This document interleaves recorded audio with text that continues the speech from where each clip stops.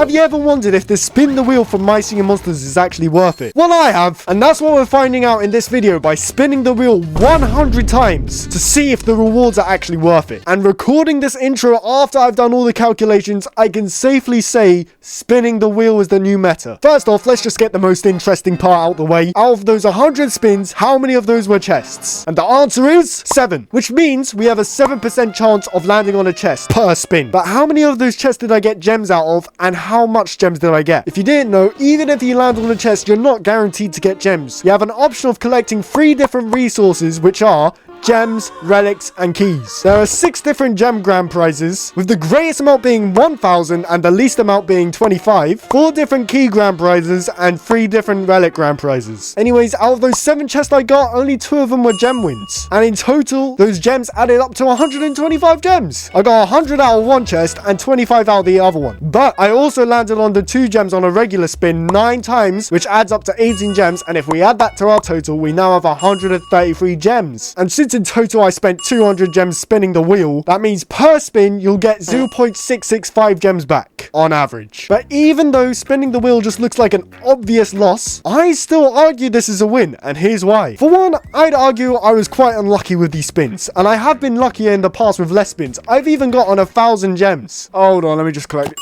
Oh my god. And for 2, I'm actually happy with the resources I got. Despite the gems which I lost, which were 67, I got over 100 relics, 800k gold, and 200k food. And at my level on this account, that 800k gold and that 200k food was very useful. And I was level 16 when I was doing these spins, and now I think it's a good time to tell you, you get different kinds of resources depending on what level you are. But they only apply to gold and food, so relics aren't affected. But even for a high level player, I'd say those 100 relics are pretty useful, since the only other way you can get relics for spending gems is the conversion, which gets expensive after like doing it 2 times. So in conclusion, you should gamble. No way. But if you are looking for relics, and you don't want to put in the effort of making an Amber Island, and if you want to get a chance of getting a jackpot and 1,000 gems, I'd say go for the spin the wheel, because from experience, it's more common than you think.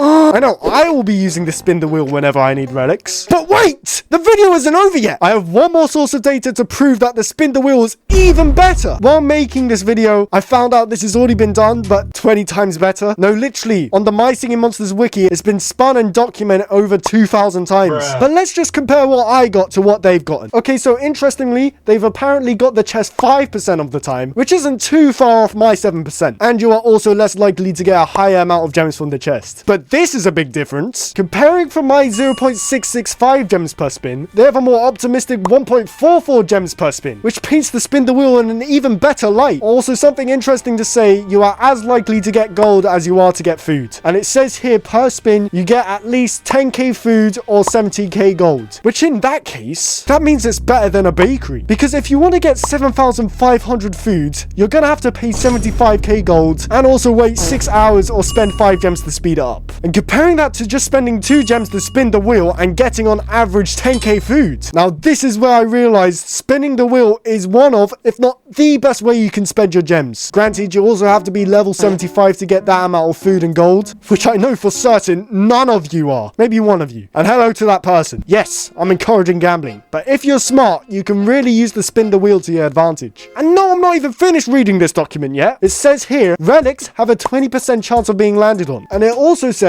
you basically get 0.64 relics per spin, which means in my test I was really lucky with the relics, since in total I got 111 relics, and that equals out to 1.11 relic per spin. But one last thing, I'm actually quite surprised how unlikely you are to get keys. I remember in the past, whenever I landed on the chest, all I got was keys. Anyways, that's all I have to say. And if you learned something new from this video, please subscribe and like it so you can letting me know that you like this kind of video. And tell me in the comments if you like this more informational kind of content. And if this video does do well, I'll make a video on scratch cards. And 2 quick announcements. I have a Discord where you can discuss MSM, and I also have a Twitter. So if you have Twitter, follow me. Anyways, that's all. Bye-bye!